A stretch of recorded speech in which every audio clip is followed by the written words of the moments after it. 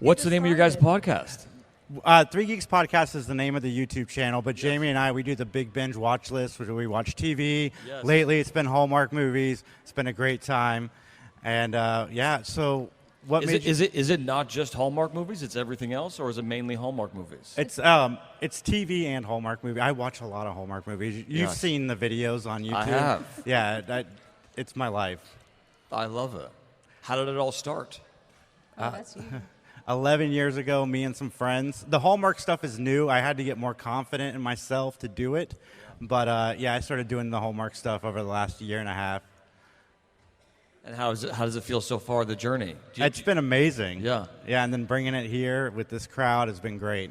Do you have any goals or aspirations with it, or are you just trying to have fun with the content that you love? My goals and aspirations is to be on this stage talking to people like you and talking to people like them. And I'm not even saying that that's 100% true, because some of these people could be your best friends later. Amen to that. That's actually how I met Jayme, was at something like this. Is that right? Yeah, in Monaco. In Monaco? Yes, this was my first time ever flying. And this was like a convention of some kind? Yep. In November. Yeah. Just last year. Wow. And now you guys have this whole thing together. Here We are. do. Yeah, we're best So friends exciting. now. Yeah, that's how we met Autumn, who runs the show. Amazing. So what can I do for you guys? Is there anything I could do for you guys during this podcast that'll help your goals? I think just talking to Okay, you, really. done. But for me, I think the people want to hear what you have to say. Okay. I know they care a lot about Hallmark and Christmas. But I want to get on a little bit more personal level, because they're coming here to meet you as a person, not so much as a celebrity. And your video announcing you were coming to Christmas in a small town was on a motorcycle. And that was the best video I think I've ever seen for an announcement so far. But then the other day you posted that you were doing the Porsche, going around in the Porsche, doing the car stuff.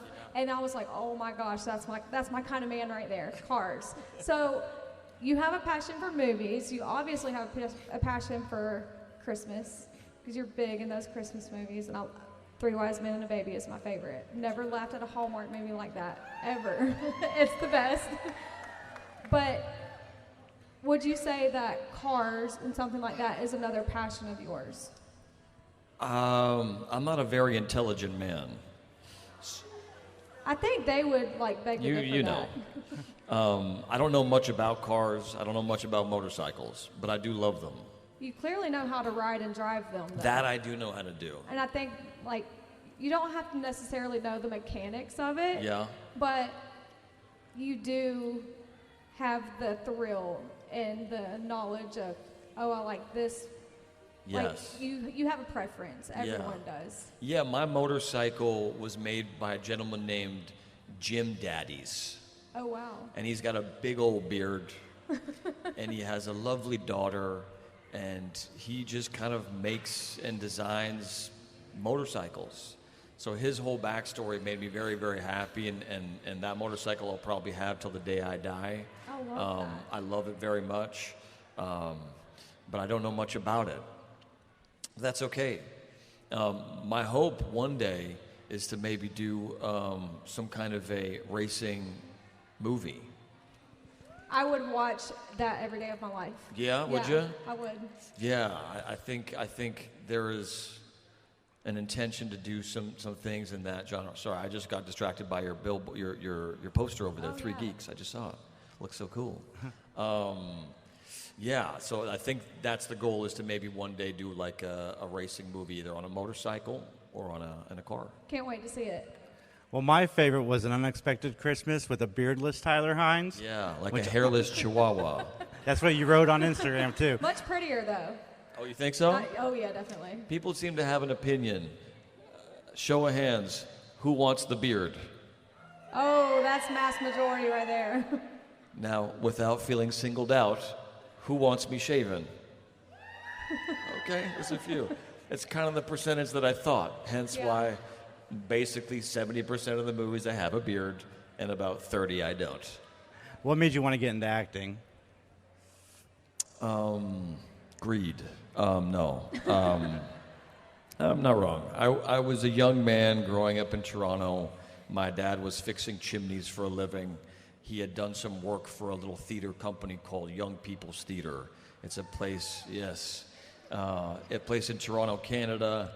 And so he got a discount to get rid of me for a few weeks, which was certainly his passion and intention. Rightfully so. I was an obnoxious child. So I was there for 2 weeks, and then they hired me to be in a play called A Christmas Carol. Oh, wow. And I played Tiny Tim and a few other characters, and I had a lisp. It was a very strong lisp. And luckily my mom got me to get rid of that lisp at a young age. But yeah, that was the first thing I did, and I just continued doing it after that. I think as a young man, I enjoyed getting a reaction out of people. I would make people cry in the audience, and that was like a little personal victory of mine. And yeah, it sort of became a living before I knew it. And this new movie with Aaron Krakow, I realized my mother reminded me of, because she actually found the interview I did when I was a kid with that lisp, and it's awful. In fact, it's on my phone. Hold on. This thing is magnetizing to my 400 bracelets, sorry, that you guys have given me. I don't have my phone. Josh has it. Believe me, you're spared from a very, very embarrassing video. But I started there, and yes, so this movie with Aaron Krakow is A Christmas Carol. It's a new version of A Christmas Carol, which I didn't realize is kind of a full circle moment. Yeah, I was about to say, that's full circle. Yeah. That's amazing. Yeah. You got one? Or I can go? Okay. So, what has been your most fulfilling moment with being an actor? That's easy. Yeah, certainly this. Certainly these kinds of experiences have been something that I didn't anticipate. And I think it's unique to the folks who watch these movies.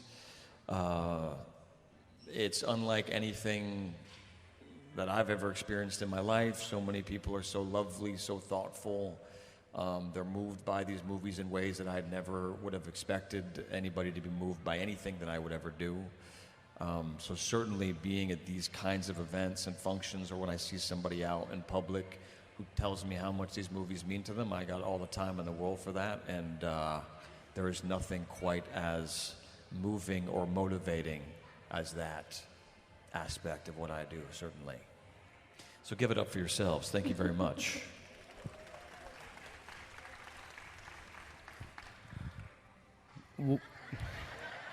He said that was weak, guys. What was it like when you landed your first role?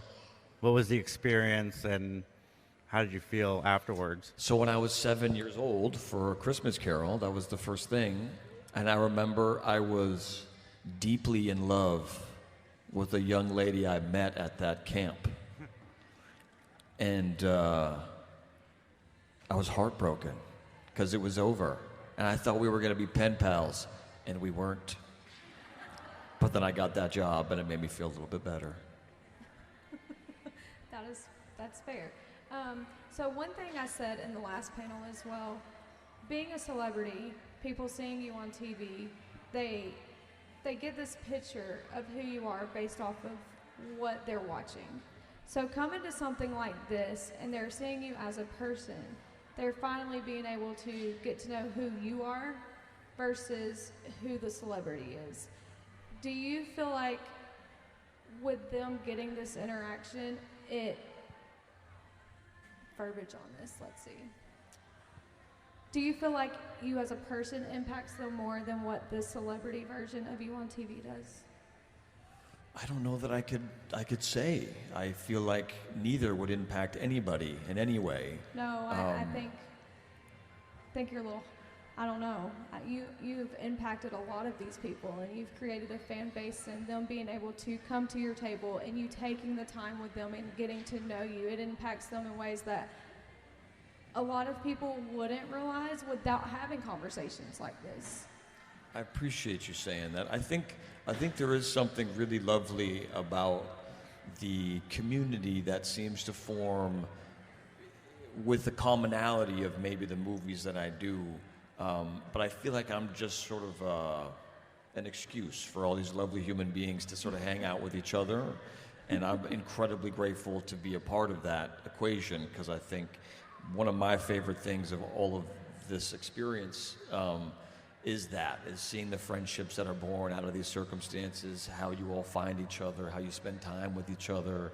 And you know, we've made these little traditions and things out of such a lovely arrangement, but I feel like I'm a small piece of a very big, beautiful thing. So certainly in that respect, I think there's a bit of an impact, which I'm very, very grateful for.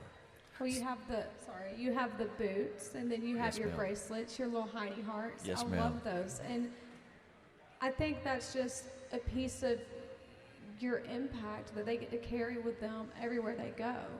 And I think in dark times and maybe depressive moments, there's something that they've connected with you that makes that it was a reminder to them that there's better days. There's always better days. So that's where the impact for me comes from, is seeing you guys on TV, then coming here, talking to you. It's just a whole new world for them.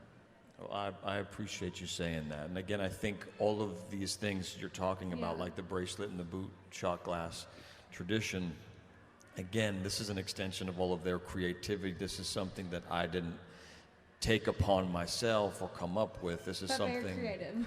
What's that? It was very creative. Yeah, on their part, you know, this was something that you guys had decided you wanted to participate in, and made it what it is, and continue to make it what it is. And again, I'm just trying to facilitate what is such a lovely collective of lives, it seems. So happy to be of service however I can, and that's an extension of that. Though it is a challenge to make these things, I will say. It's a learning curve I didn't anticipate. Speaking of tradition, I know probably a lot of them already know, but I was curious, how did the boot shot start? So it began on a little cute movie called Winter in Vale. Yeah. Some people tell me that's their favorite Christmas movie, but there's no Christmas in it. It just takes place in winter. Yeah. But I made that movie with Lacey and some other lovely people, and we were at dinner at this restaurant, and there's a German tradition where they bring out these little sort of shot glasses that's shaped like a boot. And I thought, that's just the most adorable thing I've ever seen. And now everybody at the table needs to have one, and you have no choice. And then I said, well, we'll all go home for Christmas, and let's, send a little shot for each other in honor of each other. And none of them did it. Some of them did it. Lacey did it, and a few others did it, and it was cute. But I liked this idea. So I started doing it with my friends and family. It was during the pandemic, so a lot of us were separated. I thought this was a nice thing to give a little cheers in honor of somebody and make it a bit of a thing. So I sent it around. And then the lovely folks who watch these movies, I think I'd heard that story. Maybe I had mentioned it somewhere. And they took it upon themselves to get their hands on whatever they could get their hands on. And we did a whole Facebook Live thing come Christmas time. And it became sort of abundantly clear over the year or two that they would like to have the same boots. So I called that restaurant. I cleaned them out. I gave them away.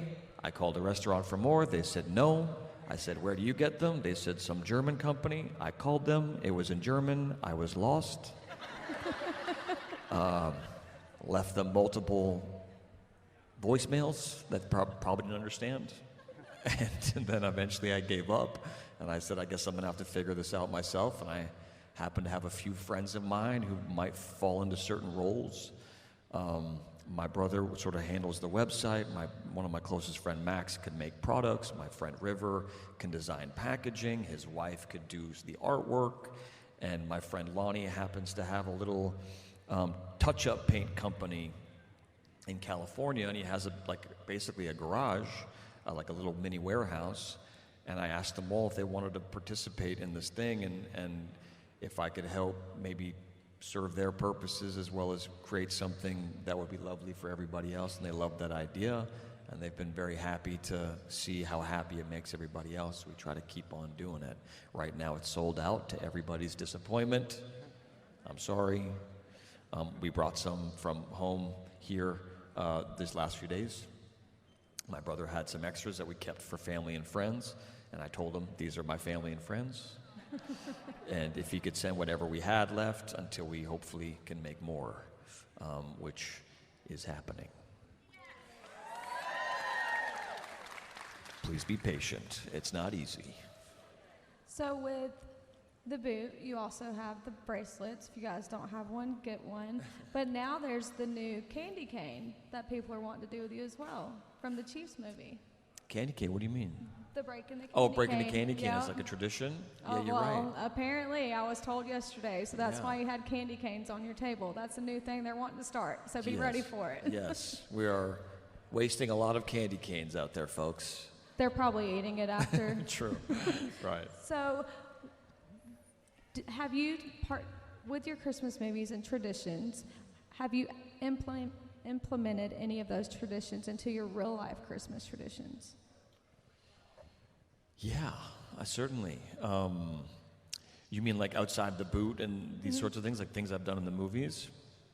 Well, I think just Christmas has been a bigger part of my life since doing these movies.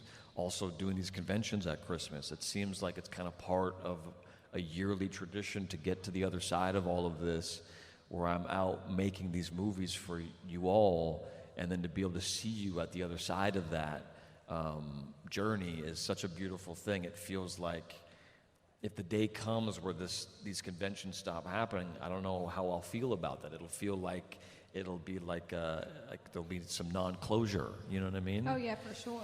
Because it feels like the end of the road for that year before we start it all over again. And so that's become a big tradition of mine, it seems. Awesome.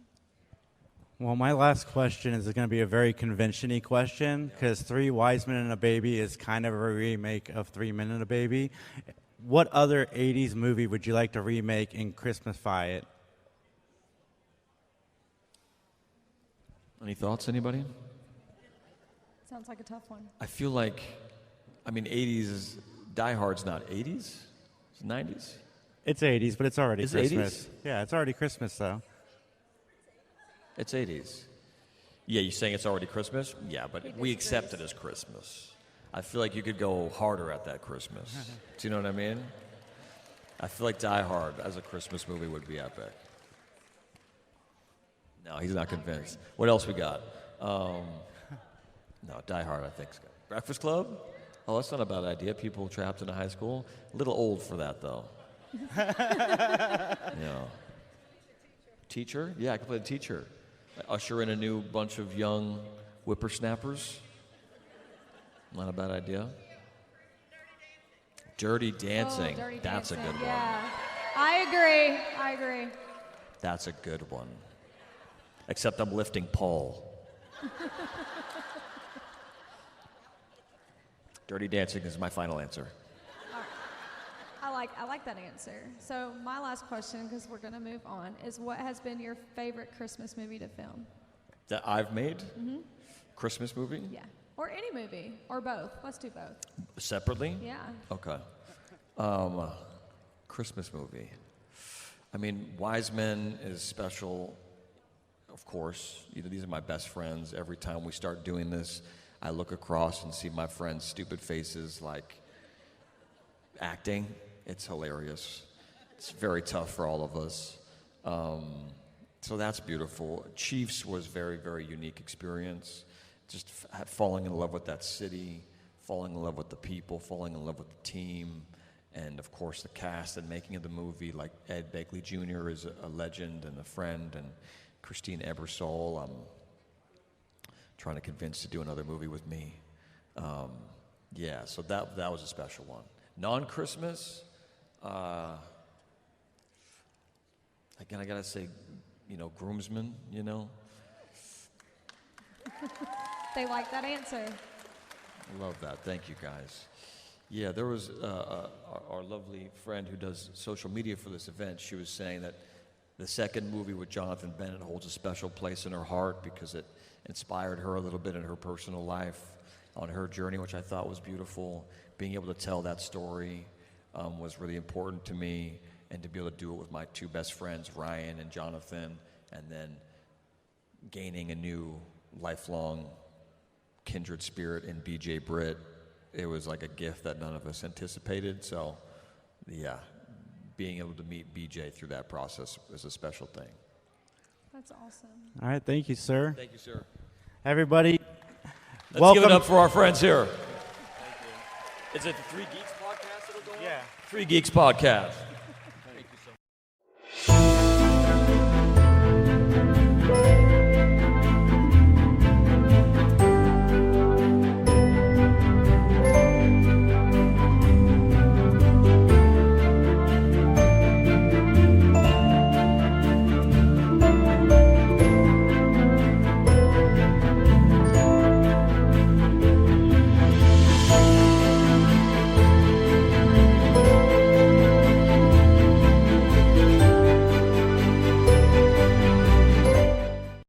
Ever notice how ads always pop up at the worst moments? When the killer's identity is about to be revealed.